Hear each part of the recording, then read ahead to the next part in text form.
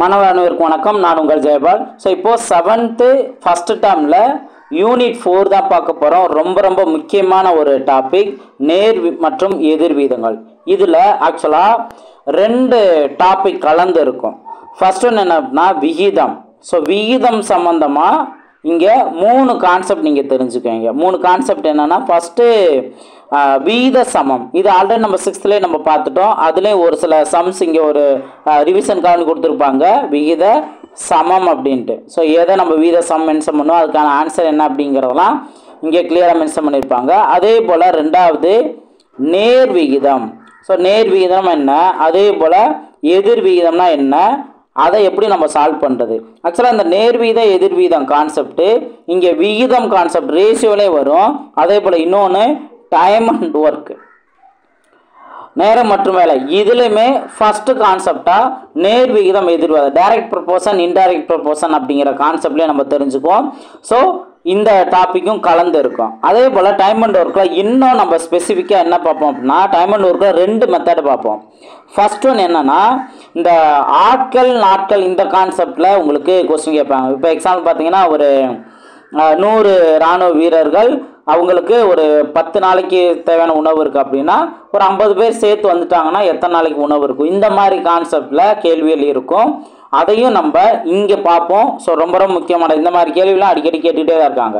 அடுத்து 2வது நல்லா கவனிங்க. 2வது என்ன மெத்தட்னா, இப்போ இதே கேள்வி 100 இராணுவ வீரர்களுக்கு ஒரு 10 நாளைக்கு தேவையான உணவு இருக்குது அப்படிங்கிற மாதிரி சொல்லிட்டு எக்ஸ்ட்ரா, அதாவது நான் ஃபஸ்ட்டு சொன்ன மெத்தடை விட இன்னொன்று எக்ஸ்ட்ரா என்ன அப்படின்னா, ஒரு 2 நாட்களுக்கு பிறகு 5 நாட்களுக்கு பிறகு அப்படின்னு சொல்லிட்டு எக்ஸ்ட்ரா ஆட்கள் வர்றாங்க இல்லை குறையிறாங்க அப்படின்னா மீதி எத்தனை நாளைக்கு உணவு இருக்குது, அதாவது இத்தனை நாளைக்கு பிறகு அப்படிங்கிற ஒரு எக்ஸ்ட்ரா ஒரு பாயிண்ட்டை இங்கே நோட் பண்ணியிருப்பாங்க.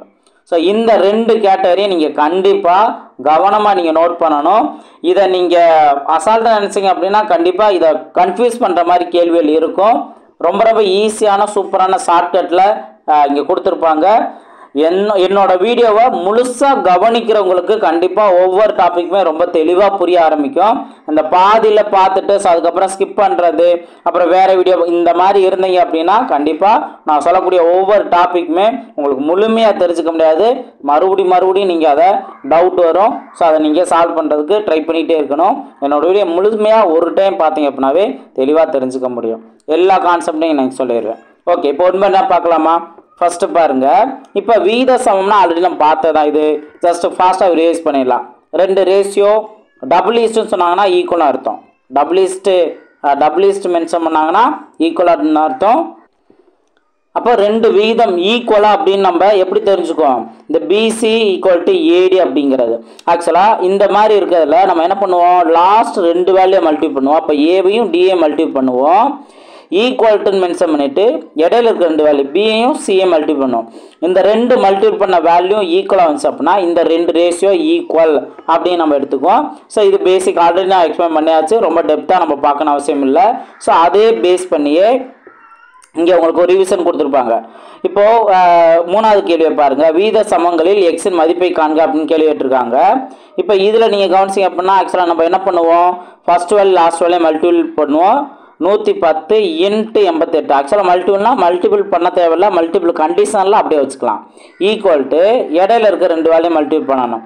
அப்போது 8 × x 8x நம்ம நோட் பண்ணலாம். இப்போ இதில் நம்ம எதை அடிச்சு கொடுக்கலாம், 1 8 11 8 88. அப்போ 11 × 110 11 × 11 121, இந்த 0 சேர்த்துக்கலாம். அப்போ 1210ங்கிறது தான் எக்ஸோட வேல்யூ. இந்த மாதிரி நம்ம ஃபாஸ்ட் ஆன்சர் கண்டுபிடிச்சிடலாம். இல்லை ஒருவேளை நீங்கள் இதையும் சிம்பிளை பண்ணோம் அப்படின்னா இந்த ரேஷியோவை இன்னும் நீங்கள் சிம்பிளை பண்ணிக்கலாம். 1 8 11 8 88. இப்போ நீங்கள் எப்பயும் போல் லாஸ்ட் 2 வேல்யூ மல்டிபிள் பண்ணலாம், எக்ஸோட வேல்யூங்கிறது உங்களுக்கு கிடச்சிரும். இந்த மாதிரி நீங்கள் ட்ரை பண்ணலாம். இந்த கொஸ்டின் 2வது கொஸ்டின் உங்களுக்கான ஹோம்வொர்க் கொஸ்டின் தான். நீங்கள் கமெண்ட் செக்ஷனில் ஆன்சர் பண்ணுங்கள். கண்டிப்பாக நான் கேட்குற கேள்விக்கு நீங்கள் ஒன் பை ஒன்றா இடையில ப்ராக்டிஸ் கொஸ்டின் நான் கொடுப்பேன். அதை நல்லா கவனித்து நீங்கள் கமெண்ட் செக்ஷன் ஆன்சர் பண்ணலாம். அடுத்தது பாருங்கள். இப்போ அடுத்தது பார்த்தீங்கன்னா நம்ம ஆல்ரெடி பார்த்தது தான், என்ன வீதம் காண்க அப்படின்னு கேட்டிருக்காங்க. 6th ஆக்சுவலாக நம்ம என்ன பண்ணியிருக்கோம், வீதம் வேல்யூ என்ன, சமமான விகிதம் என்ன, அதுக்கப்புறம் எளிய விகிதம் என்ன, இந்த மாதிரி கான்செப்ட்லாம் நம்ம தெளிவாக பார்த்தாச்சு. ஸோ அதை பார்க்கவங்க பாருங்கள். இப்போ இந்த கேள்விக்கு 555 கிராமுக்கும் 5 கிலோகிராமுக்கும் உள்ள வீதம் என்ன அப்படின்னு கேட்குறாங்க. ஸோ நம்ம இதுலேயும் 6th ஓரலகு முறை அப்படிங்கிறதும் நம்ம பார்த்துருக்கோம். ஓரலகு முறை அப்படிங்கிறது அப்போது யூனிட்லாம் ஒரே யூனிட்டாக இருக்கும், ஒரே அழகாக இருக்கணும். ஆனால் இங்கே கவனிங்க, உங்களுக்கு கிராம்னு இருக்குது, இங்கே கிலோகிராம்னு இருக்குது. அப்போ நம்ம என்ன பண்ணுவோம், கிலோகிராமை கிராம் நம்ம மாற்றுவோம். ஸோ அப்போ பேசிக்கான வேல்யூஸ்லாம் நான் கொடுத்துருக்கேனா, அதாவது ஒரு மீட்டர் அப்படிங்கிறத 100 சென்டிமீட்டர் நம்ம பார்த்துருக்கோம். அதே போல் 1 சென்டிமீட்டருங்கிறது 10 மில்லிமீட்டர் நம்ம பார்த்துருக்கோம். அதே போல் 1 கிலோமீட்டர் அப்படிங்கிறது 1000 மீட்டர் இந்த மாதிரி பார்த்துருக்கோம். அதே போல் 1 கிலோகிராம் அப்படிங்கிறது 1000 கிராம் இந்த மாதிரி நம்ம பார்த்துருக்கோம். ஸோ அது சம்மந்தமாகவும் நான் ஆல்ரெடி 6th கொடுத்துருக்கேன், அதையும் நீங்கள் நல்லா கவனிங்க. இப்போது இந்த இதில் நம்ம என்ன எடுக்க போகிறோம், கிலோகிராமை கிராமாக மாற்றிடும். அப்போ என்ன வரும், 555 கிராம் அப்படியே போட்டுடலாம். 5 கிலோகிராமுக்கு பதிலாக 5 × 1000 கிராம், அப்போ 5000 கிராம்னு வந்து மாற்றிக்கலாம். அப்போ எல்லாமே கிராம் மாற்றிட்டோமா. இப்போ நீங்கள் அடிச்சு கொடுத்தா 5ஆல் அடிச்சு கொடுத்தா 1 1 1ன்னு வரும், இங்கே 1000 அப்படின்னு வரும். இதுக்கு மேலே சிம்ப்ளை பண்ண முடியாது. அப்போது 111:1000 அப்படிங்கிறது அதற்கான ஆன்சர். இந்த மாதிரி நம்ம கண்டுபிடிச்சிருப்போமா. ஸோ இதெல்லாம் நீங்கள் ட்ரை பண்ணுங்கள். அதே போல் தான் இந்த வேல்யூ இதுவும் நீங்கள் ட்ரை பண்ணலாம். பாருங்கள், கிலோமீட்டருக்கு மீட்டராக நம்ம மாற்றுவோம். அப்போது என்ன பண்ணுவோம், 21 கிலோமீட்டருங்கிறத மீட்டராக மாற்றினோம்னா 1000 மீட்டரா. ஸோ அப்போ 21 × 1000 21,000 டேட்டா மல்டிபிள் பண்ணியாச்சு, 175 மீட்டர். இப்போது இதை நம்ம என்ன பண்ணலாம், 7ஆல் அடிச்சு கொடுத்தா இங்கே 3ன்னு வரும், இங்கே 2 பேலன்ஸ் 3 35னா 7 35. மறுபடியும் நம்ம 5ஆல் அடிச்சு கொடுத்தா 5 25, இங்கே 6 30. மறுபடியும் 5ஆல் அடிச்சு கொடுத்தா 1 5, இங்கே 12 60, அப்போ 120. 120:1ங்கிறது தான் இதற்கான சரியான ஆன்சர். இந்த மாதிரி நம்ம அதற்கான ஆன்சர்லாம் நம்ம கண்டுபிடிச்சிருப்போம். ஸோ ஆல்ரெடி நம்ம பார்த்தது தான். அடுத்தது இப்போ இங்கே நீங்கள் ஆல்ரெடி நான் சொன்ன மாதிரி நேர் விகிதம்னா என்ன, எதிர் விகிதம்னா என்ன அப்படிங்கிறத நீங்கள் தெரிஞ்சுக்கிங்க. ஸோ அதை நான் இங்கே ஃபஸ்ட்டு நான் கிளியராக நான் சொல்லிடுறேன். ரொம்ப ரொம்ப சிம்பிளான கான்செப்ட் தான். அது தெரிஞ்சிட்டோம்னா நீங்கள் கொஸ்டினை பார்க்கும்போது இன்னும் ஈஸியாக புரியும். ஃபஸ்ட்டு நேர் விகிதம், டைரக்ட் ப்ரொபோர்ஷன்ங்கிறது வேறு ஒன்றும் இல்லை. ஒரு வேல்யூ அதிகரிச்சு அப்படின்னா இன்னொரு வேல்யூ அதிகரிச்சிச்சுன்னா அது நேர் விகிதம். அல்லது ஒரு வேல்யூ குறையும் போது இன்னொரு வேல்யூவும் குறைஞ்சா அதுவும் நேர் விகிதம் தான். இப்போ எக்ஸாம்பிள் பார்த்தீங்கன்னா வேறு ஒன்றும் இல்லை. இப்போ ஒரு 5 பேனா 100 ரூபா அப்படின்னா 10 பேனா எவ்வளவு அப்படின்னு கேள்வி கேட்டாங்கன்னா, பேனாவோட எண்ணிக்கை இன்க்ரீஸ் ஆனிச்சுன்னா கண்டிப்பாக அமௌண்ட்டு இன்க்ரீஸ் ஆகும்ல. அப்போ ரெண்டுமே இன்க்ரீஸ் ஆகுதுல. குவான்டிட்டி இன்க்ரீஸ் ஆனிச்சு அப்படின்னா கண்டிப்பாக அதுக்கான ரேட்டும் இன்க்ரீஸ் ஆகும். இப்போ 5 கிலோ தக்காளி 100 ரூபா அப்படின்னா அப்போ 10 கிலோ எவ்வளவு அப்படிங்கிற போது கண்டிப்பாக கேஜி எண்ணிக்கை அதிகமாகுதுன்னா ரேட்டு அதிகமாகும். அப்போ இதையும் நம்ம நேர் வீதம் நம்ம சொல்லுவோம். இதுவே அப்படியே ஆப்போசிட். இப்போது ஒரு 10 கிலோ தக்காளி வந்து 150 ரூபா அப்படின்னா 5 கிலோ தக்காளி எவ்வளவு அப்படின்னு கேட்டாங்கன்னா கண்டிப்பாக குறையும் தானே, குறையும் அப்படின்னு தானே. அப்போ ஒரு வேல்யூ குறைஞ்சுனா எண்ணிக்கை குறைஞ்சி அப்படின்னா கண்டிப்பாக ரேட்டும் குறையுது. அப்போ இன்னொரு வேல்யூ குறையுது. இதையும் நம்ம என்ன சொல்லலாம், நேர் வீதம் நம்ம சொல்லலாம். இப்போது நேர் வீதம் நம்ம தெரிஞ்சுக்கிட்டோம். அப்போ அதை எப்படி சால்வ் பண்ணுறது அப்படின்னு கேட்டிங்கன்னா, நான் ஆல்ரெடி உங்களுக்கு சொல்லி கொடுத்த மாதிரி தான் கிராஸ் மல்டிபிள் நம்ம பண்ணலாம்.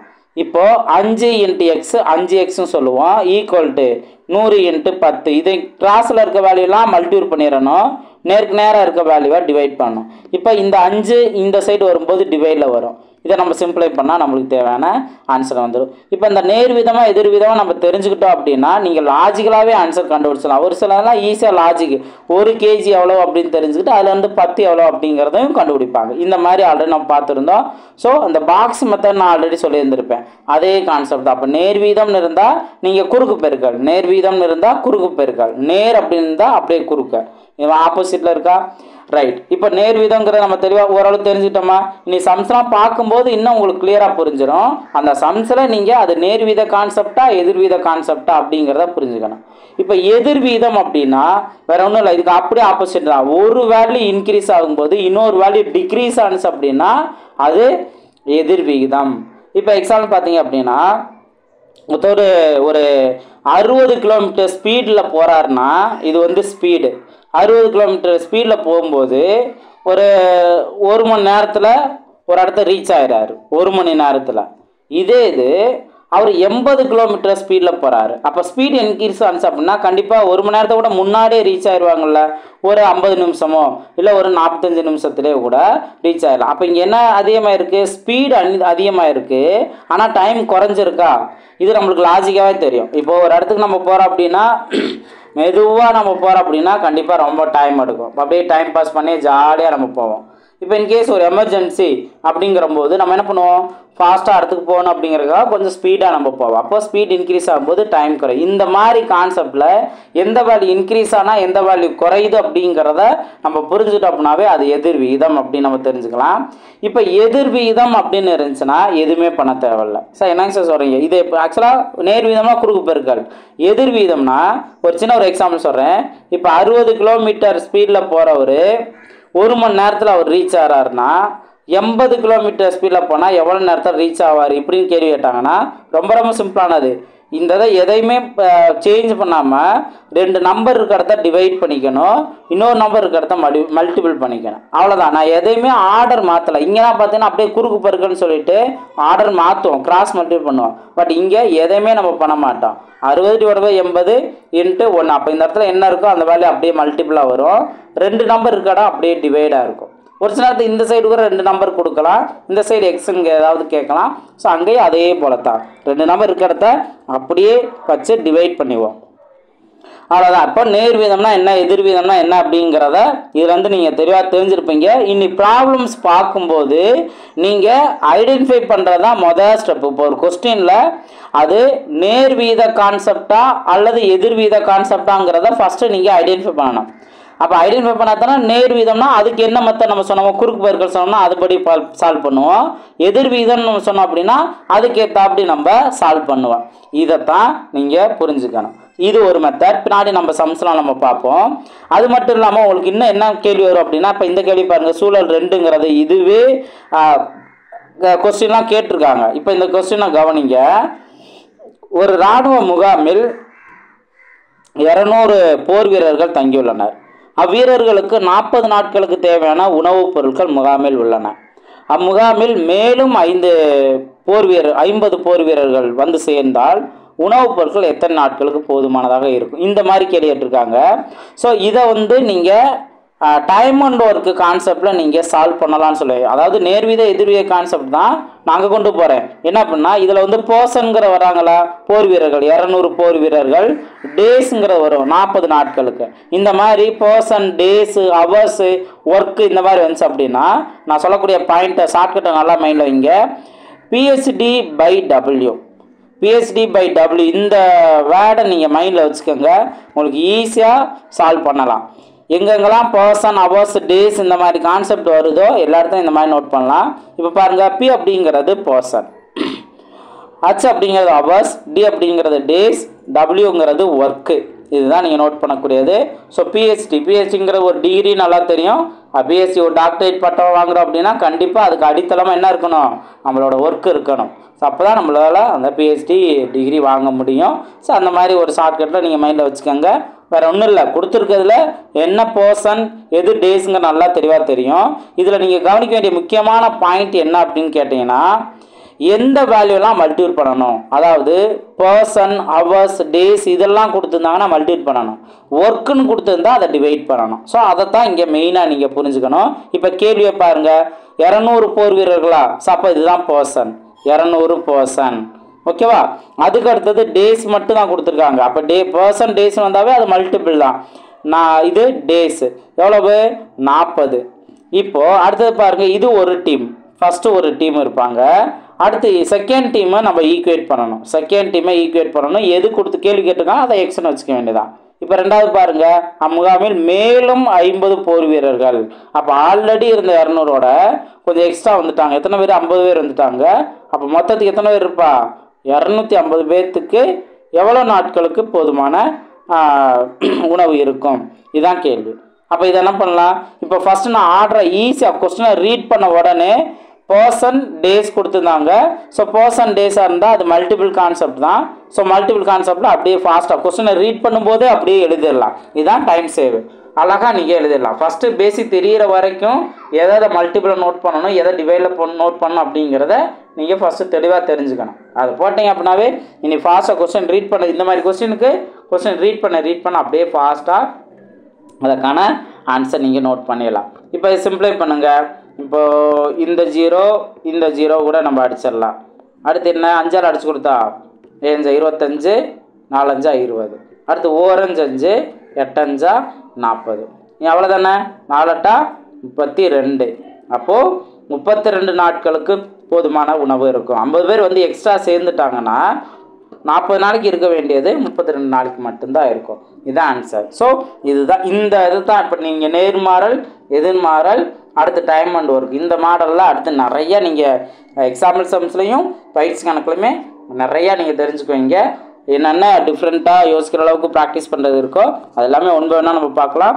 ரொம்ப ரொம்ப முக்கியமான டாபிக். ஸோ வீடியோவை ஸ்கிப் பண்ணாமல் கடைசி வரைக்கும் பாருங்கள். நான் கேட்கக்கூடிய ப்ராக்டிஸ் சம்க்கு ஆன்சர் பண்ணுங்கள், கமெண்ட் செக்ஷன் ஆன்சர் பண்ணுங்கள். அதே போல் நடத்தக்கூடிய கிளாஸ் உங்களுக்கு புரிஞ்சிச்சு அப்படின்னா உங்கள் வேல்யூபிளான கமெண்ட்ஸை நீங்கள் கமெண்ட்ஸில் பதிவு பண்ணலாம். நெக்ஸ்ட் பார்ப்போம். ஃபர்ஸ்ட் பாருங்க, நேர் விகிதம் அப்படிங்கிற சொல்லியிருப்பாங்க. இதில் ஆல்ரெடி உங்களுக்கு நேர் விகிதம்னா எப்படி இருக்குன்னு சொல்லிட்டேன். இதில் ஒரே ஒரு பாயிண்ட் மட்டும் நீங்கள் தெரிஞ்சுக்கோங்க. நேர் விகிதத்துக்குன்னு ஒரு ஜென்ரல் ஃபார்முலா, ஒரு 2 வேல்யூ நேர் விகிதமாக இருந்தால் அதுக்கு என்ன ஃபார்முலா வரும் அப்படின்னு நோட் பண்ணியிருப்பாங்க. அதை உங்களுக்கு நான் சொல்கிறேன். இப்போ எக்ஸும் ஒய்யும் நேர் விகிதத்தில் இருந்துச்சு அப்படின்னா x/y = k இதையும் சொல்லலாம். அதே போல் x = ky இதுவும் சொல்லலாம். அடுத்து முக்கியமானது எது அப்படின்னா ரெண்டுமே நேர் வீதம்னு இருந்துச்சுன்னா இந்த இதுதான் இதற்கான ஃபார்முலா. நேர் வீதத்தில் இருந்துச்சுன்னா அதற்கான ஃபார்முலா சொல்லலாம். நல்லா நோட் பண்ணுங்கள்.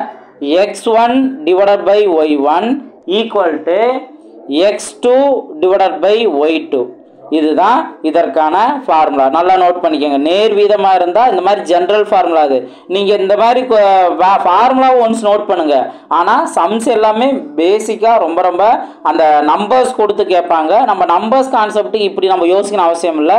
நான் சொன்ன மாதிரி குறுக்கு பெருக்கல் இந்த கான்செப்டில் நீங்கள் அழகாக என்ன கேள்வி கேட்குறாங்களோ ஆன்சர் கண்டுபிடிச்சிடலாம். ஓகேவா? இப்போ நேர்வீதம் சம்மந்தமாக என்ன மாதிரி கேள்விலாம் இருக்குன்னு பார்க்கலாம். இப்போ பாருங்களேன், 24 பென்சில்களை 6 குழந்தைகளுக்கு சமமாக பிரித்து கொடுக்கின்றனர். அதே போல் கொடுத்தால் 18 குழந்தைகளுக்கு தேவையான பென்சில் எண்ணிக்கை என்ன? இப்போ நீங்கள் கொஸ்டின் ஆல்ரெடி நான் சொன்னிருக்கேன்ல, இந்த நேர்வீத எதிர்வீத கான்செப்டில் ஃபஸ்ட்டு கேள்வி அது நேர்வீத கான்செப்டா எதிர்வீத கான்செப்டா இதைத்தான் புரிஞ்சு சொல்லியிருந்தேன்ல. ஃபஸ்ட்டு 24 பென்சில்கள். ஸோ குவான்டிட்டி எத்தனை பேர்த்துக்கு? 6 பேருக்கு. 24 பென்சிலில் 6 பேர் கொடுத்தா 18 குழந்தைகளுக்கு. அப்போ இங்கே ஆக்சுவலாக பென்சில்னா பென்சில் நேராக நோட் பண்ணிடுங்க, குழந்தைகள்னா குழந்தைகளுக்கு நேராக. இப்போ இங்கே 18 குழந்தைகள் தானே, குழந்தைகளுக்கு நேராக தான் நீங்கள் நோட் பண்ணணும், மாற்றி நோட் பண்ணிகிட்டு இருக்கக்கூடாது. பென்சிலோட எண்ணிக்கை என்ன? அப்போது குழந்தைகளோட எண்ணிக்கை அதிகமானுச்சுன்னா கண்டிப்பாக பென்சிலோட எண்ணிக்கை அதிகமாக இருந்தானே, அப்போ இதை என்ன சொல்லலாம்? நேர் வீதம்னு சொல்லலாம். ஸோ நேர் வீதமாக இருந்தால் நான் ஆல்ரெடி என்ன சொல்லியிருக்கேன், குறுக்கு பெருக்கல் பண்ணுங்கன்னு சொல்லியிருந்தேன். இப்போது இதை குறுக்கு பெருக்கல் பண்ணுறதுல பேசிக்காக நீங்கள் இதை இப்போ தான் ஃபஸ்ட் டைம் ட்ரை பண்ணுறீங்க அப்படின்னா அந்த நம்பர் அப்படியே எடுத்து எழுதுங்க. இப்போ எக்ஸு × 6 இதைத்தான் நம்ம பெருக்கணும். அப்போ 6x வரும் ஈக்குவல் டு இந்த 24ஐயும் 18ஐயும் நம்ம மல்டிபிள் பண்ணணும். 18 மல்டிபிள் பண்ணுறோம். எப்பவுமே இந்த மாதிரி ஆல்ரெடி நான் சொல்கிறேன், அடிக்கடி சொல்லிகிட்டே இருக்கேன், மல்டிபிள் கண்டிஷனில் இருந்தால் அப்படியே மல்டிபிள் நோட் பண்ணி வைங்க. 24ஐயும் 18ஐயும் மல்டிபிள் பண்ண வேண்டாம். ஓகேவா? மல்டிபிள் பண்ணி டைம் வேஸ்ட் பண்ணால் இப்படியே வச்சுருங்க. இப்போது எக்ஸோட வேல்யூ நம்மளுக்கு தேவை அப்படின்னா இந்த 6 இந்த சைடு டிவைடில் போகணுமா? அப்போ 24 × 18 / 6. இப்போது இது 4 6 3 18 24 × 3 60 + 12 72. அப்போது 72 தான் அதற்கான ஆன்சர். ஸோ இந்த மாதிரி நம்பர்ஸ் வந்துருந்துச்சு அப்படின்னா நீங்கள் இதை கிராஸ் மல்டிபிள் பண்ணணும் கூட கட்டாயம் இல்லை. இங்கேயே நீங்கள் அழகாக தெரிஞ்சுக்கலாம். 6ஓட எதை மல்டிபிள் பண்ணால் 18, 3 மல்டிபிள் பண்ணால் 12 தானே. ஸோ அதே 3ஆல் இங்கேயே நீங்கள் மல்டிபிள் பண்ணலாம். இந்த மாதிரி ட்ரிக்கெலாம் ஒரு சில நம்பருக்கு வந்து கரெக்டாக மேட்ச் ஆகும். அந்த ஒரு சில இதெல்லாம் நம்ம அடிச்சு கொடுத்தா தான் அதுக்கு ஆன்சர் கண்டுபிடிக்க முடியும் அப்படின்னு இருக்குது. இந்த மாதிரி இதெல்லாம் நான் எதையுமே எடுத்து எழுதுன்னு அவசியம் இல்லை. கரெக்டாக நோட் பண்ணிட்டோம் அப்படின்னா 6 குழந்தைகளுக்கு 24 பென்சில்னா 12 குழந்தைகளுக்குங்கிற போது 6 3ஆல் மல்டிபிள் பண்ணால் தான் 18. அப்போ அதே 3ஆல் இங்கேயும் மல்டிபிள் பண்ணலாம். இப்படியும் ஆன்சர் கண்டுபிடிச்சிடலாம். அடுத்து குறுக்கு பெருக்கல் பண்ணும்போதுமே கூட நம்ம எல்லா நேரமும் இந்த மாதிரி எடுத்து தனியாக எழுதுன்னு அவசியம் இல்லை. நான் சொல்கிறத நல்லா நோட் பண்ணிக்கோங்க. நான் சொல்கிறத நல்லா நோட் பண்ணுங்க. இப்போது உங்களுக்கு இதில் எப்படி நோட் பண்ணோம் அப்படின்னா இந்த மாதிரி நேருக்கு நேராக இருக்கிறத டிவைட் பண்ணணும். நேருக்கு நேராக இருக்கிறத டிவைட் பண்ணணும். அதே போல் இந்த இதுவும் நேருக்கு நேராக தானே இருக்குது. இந்த மாதிரி வெர்டிகலாக இருந்தாலும் நீங்கள் டிவைட் பண்ணலாம்.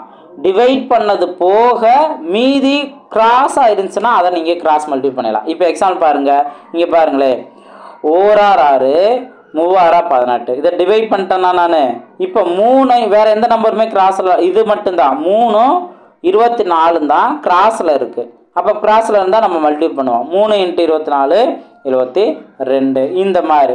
ஸோ நான் எப்படி டைம் சேவ் பண்ணுறதுக்கு என்னென்ன ஸ்டெப்லாம் ஸ்கிப் பண்ணலாம் அப்படிங்கிறதையும் நான் சொல்லியிருக்கேன். ஸோ இதெல்லாம் நல்லா ப்ராக்டிஸ் பண்ணுங்கள். இதே போல் தான் உங்களுக்கு அடுத்தடுத்த சம்ஸ்லாம் உங்களுக்கு வரும். ஒன்று வேணால் நம்ம பார்க்கலாம். இப்போ பாருங்க, இதிலே நீங்கள் சிம்பிளாக தெரிஞ்சுக்குவீங்க தான் 15 அட்டைகளின் மொத்த எடை. 15 அட்டைகளோட மொத்த எடை எவ்வளோ சொல்லியிருக்காங்க? 50 கிராம் சொல்லியிருக்காங்க. அடுத்து அதே அளவுடைய 2.5 கிலோகிராம். ஸோ இங்கே கிராம்னு கொடுத்துருந்தாங்க, இங்கே கிலோகிராம் வந்துருச்சு. ஆனால் இது வெயிட் கான்செப்ட், எடை கான்செப்ட் தானே. இதுக்கு நேராக தான் நீங்கள் கீழே நீங்கள் நோட் பண்ணணும். 2.5 கிலோகிராமை நீங்கள் கிராம்லேயே நோட் பண்ணிடலாம். அப்போ எப்படி 1 கிலோகிராம்ங்கிறது 1000 கிராம்னா 2.5 கிலோகிராம் 2500 கிராம் தானே. ஓகே, இதை கரெக்டாக நீங்கள் கன்வெர்ட் பண்ணிடுறது தான் சேம் யூனிட் மாற்றுறது. ஸோ எத்தனை அட்டைகள் இருக்கும்? இப்போது எண்ணிக்கை வெயிட் அதிகமாக இருந்திருக்கு அப்படின்னா கண்டிப்பாக அட்டைகளோட எண்ணிக்கையும் அதிகமாக தான் இருக்கும். அப்போ இது என்ன சொல்லலாம்? நேர்மாறனே மென்ஷன் பண்ணலாம். இப்போ நேர்மாறலாம் தான் என்ன சொல்லியிருக்கேன்? கிராஸ் மல்டிபிள் தான். அதில் நீங்கள் என்ன பண்ணலாம்? இப்போ 50ஆலே அடிச்சு கொடுத்தீங்க அப்படின்னா ஒரு 50 50 5 50 250. அப்போ இங்கே 50ன்னு வரும். 50 × 15. நீங்கள் சின்ன சின்ன நம்பராக கூட அடித்து கொடுத்து ஆன்சர் கண்டுபிடிக்கலாம். அதெல்லாம் ஒன்றும் பிரச்சனை இல்லை. இப்போ இந்த 0 அடிச்சிடலாம். இப்போ இந்த 0 அடிச்சிருவேன். அடிச்சு அப்படின்னாலும் 5 25 அந்த ஒரு 0 50ன்னு இருக்கும். இப்போ 50 × 15 75 0 750ங்கிறது இருக்கும். இது அதற்கான ஆன்சர். புரிஞ்சுங்களா? ஸோ கரெக்டாக நம்ம நோட் பண்ணிடணும். இதுதான் நேர்மாறல் நம்ம சால்வ் பண்ணக்கூடியது. நல்லா ப்ராக்டிஸ் பண்ணுங்கள். பயிற்சி கணக்கு நிறையா கொடுத்துருப்பாங்க. இதெல்லாம் நீங்கள் நல்லா ப்ராக்டிஸ் பண்ணலாம். பாருங்கள், இப்போ நம்ம பார்த்த அதே மெத்தட் தான். பழங்கள் நிறைந்த ஒரு பெட்டியின் எடை 3.5 கிலோகிராம் எனில் அதே அளவுடைய 6 பெட்டிகளின் எடை. இப்போ ஒரு பெட்டியோட எடை 3.5 கிலோகிராம்னா 6 பெட்டியோட எடை என்ன? இதை நம்ம ஜஸ்ட் 6ஆல் மல்டிபிள் பண்ணிக்கலாம். அடுத்து இங்கே கவனிங்க, 60 கிலோமீட்டர் தூரத்தை கடக்க 3 லிட்டர் பெட்ரோல் தேவைப்படுகிறது. அதே மயில் 200 கிலோமீட்டர் தூரத்தை கடக்க சென்றடைய தேவையான பெட்ரோலின் அளவு என்ன அப்படின்னா, இங்கே நல்லா கவனிக்கணும். எவ்வளவு தூரம் போகணுமோ அவ்வளோ தூரம் நம்ம அவ்வளோ அளவுக்கு பெட்ரோல் போடணும்ல. ஓகேவா? இப்போ ஒரு 100 கிலோமீட்டர் நம்ம போகிறோம் அப்படின்னா அதுக்கு ஏற்றாப்படி ஒரு 2 லிட்டர் 3 லிட்டர் நம்ம போட்டுக்கலாம். அதே 1000 கிலோமீட்டர் போகணும் அப்படின்னா கண்டிப்பாக பெட்ரோல் அதிகமாக போடணும்ல. ஸோ அப்போது தூரம் அதிகமாகுதுன்னா கண்டிப்பாக லிட்டர் அந்த குவான்டிட்டி அதிகமாகுது. அப்போ இதுவும் நேர்மாறல் தான். அப்படியே நீங்கள் குறுக்கு பெருக்கல் பண்ணிக்கலாம். ஆன்சர் நீங்கள் கண்டுபிடிக்கலாம். இப்போ இதே நீங்கள் ஆன்சர் கண்டுபிடிச்சிங்க அப்படின்னா இது அப்படியே தான் 60 3 200 x. இது இப்போ இந்த 0 அடிச்சிட்றேன். 1 3 3 2 3 6 அடுத்து 1 2 2 20. அப்போது 10ன்னு வருமா? இதுதான் அதற்கான ஆன்சர். 10 லிட்டர் பெட்ரோல் போட்டால் தான் 200 கிலோமீட்டர் நம்ம போயிட்டு வர முடியும். இதுதான். அப்போ நேர்மாறலுங்கிறத அழகாக நீங்கள் இந்த மாதிரி கான்செப்டில் தெளிவாக புரிஞ்சுக்கலாம். மற்றது ஈஸியானது தான். எல்லாமே உங்களுக்கு தெளிவாக கொடுத்துருப்பாங்க. இப்போது நான் ஆல்ரெடி உங்கள்கிட்ட சொன்ன மாதிரி இப்போ இந்த 5வது கொஸ்டினை கவனிங்க. இந்த கொஸ்டின் கவனிங்க. நபர்கள்னு வந்துருச்சு. நபர்கள் நாட்கள் வந்திருக்கத நீங்கள் இதை நேர்மாறல் கான்செப்ட்லையும் சால்வ் பண்ணலாம்.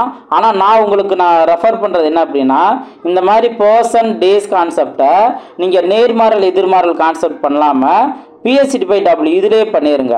இதில் என்ன அட்வான்டேஜ்னா, நீங்கள் நேர்மாறல் எதிர்மாறல் கான்செப்டில் யோசித்தீங்க அப்படின்னா ஃபஸ்ட்டு இந்த கேள்வியை நீங்கள் ஐடென்டிஃபை பண்ணணும். இது நேர்மாறல் கான்செப்டா அல்லது எதிர்மாறல் கான்செப்டாங்கிறத ஃபஸ்ட்டு ஐடென்டிஃபை பண்ணணும். ஐடென்டிஃபை பண்ண பின்னாடி அந்த வேல்யூ இப்போ 15 நபர்கள் 8 நாளில் 12 நபர்களா 12 நபர்கள் 8 நாளில் பண்ணால் 16 நபர்கள் 6 நாட்கள் செய்து முடிப்பா. ஆக்சுவலாக இது சரியாக தவிர கேள்வி கேட்டிருக்காங்களா? எஸ், சரியாக தவிர கேள்வி கேட்டிருக்காங்க. ஸோ இப்போ 16 நபர்கள் எத்தனை நாளில் வேலையை முடிப்பாங்க, இந்த மாதிரி நம்ம கண்டுபிடிக்கிற மாதிரி இருக்கும். ஸோ அது ஆட்களோட எண்ணிக்கை அதிகமாகுதுன்னா கண்டிப்பாக நாட்கள் கம்மியான நாட்களே வேலையை முடிப்பாங்க. இதுதானே இப்போ நம்மளுக்கு ஒரு 10 பேர் வர்றாங்க, ஒரு 4 நாளாக வேலை பார்த்துக்கிட்டு இருக்காங்க. அதே இது 20 பேர் வரும்போது 2 நாளில் வேலையை முடிச்சிடுறாங்க. அப்போ ஆட்கள் எண்ணிக்கை வரும்போது நாட்கள் குறைஞ்சிருதா? அப்போ இதை எதிர்மாறல் நம்ம கண்டுபிடிக்கணும். ஃபஸ்ட்டு இந்த மாதிரி கான்செப்டில் ஃபஸ்ட்டு என்ன பண்ணிட்டோம், எதிர்மாறல்ங்கிற ஐடென்டிஃபை பண்ண பின்னாடி தான் அடுத்து எதிர்மாறல்ங்கிற போது என்ன பண்ணுறோம், இது இங்கே அப்படி எதிர்மாறல்னா இந்த வேல்யூ அப்படியே போடணும், இங்கே மல்டிபிள் பண்ணணும். இப்போ என்ன ஆகும், 8 2 16 2 2 6 12. அப்போ 6 நாளில் வேலையை முடிக்கிறாங்களா, எக்ஸோட வேல்யூ 6. ஸோ இதுதான் அதற்கான ஆன்சர். இப்போ ஆக்சுவலாக இந்த மாதிரி பண்ண வேணாம் அப்படின்னு நான் சொல்கிறேன். நாட்கள் கான்செப்ட் வந்துருச்சு அப்படின்னா டைரெக்டாக நீங்கள் நேர்மாறலாம் எதிர்மாறலாம் ஐடென்டிஃபை பண்ணாமல் 12 பர்சன் தானே. ஸோ பர்சன் 12 பேர், எத்தனை நாட்களில் 8 நாட்கள். அப்போ பர்சனும் டேஸும் வந்துச்சுன்னா மல்டிபிளாக நோட் பண்ண சொல்லியிருந்தேன். அதே வேலை 16 பேர் எத்தனை நாளில் முடிப்பாங்க, இப்போ 16 நபர்கள் எத்தனை நாட்களில் முடிக்கிறாங்க, இந்த மாதிரி நம்ம நோட் பண்ணிவிட்டு அழகாக நம்ம கேன்சல் பண்ணலாம். இப்போ ஏன் பாருங்கள், 8 2 16 2 2 6 12. இப்போ எக்ஸோட வேல்யூ நம்ம 6ன்னு கண்டுபிடிச்சோம். இங்கே நம்ம நேர்மாறலாம் எதிர்மாறலாங்கிறத நம்ம ஐடென்டிஃபை பண்ணோமா? இல்லை, ஆட்கள் கான்செப்ட் வந்துருச்சு. பர்சன் டேஸு ஹவர்ஸ் இந்த மாதிரி கான்செப்ட் வந்துச்சு அப்படின்னாவே நீங்கள் டேரெக்டாக இப்படி சப்ஸ்டிட் பண்ணுங்கள், டைம் இன்னும் சேவ் ஆகும் அதை கம்பேர் பண்ணும்போது.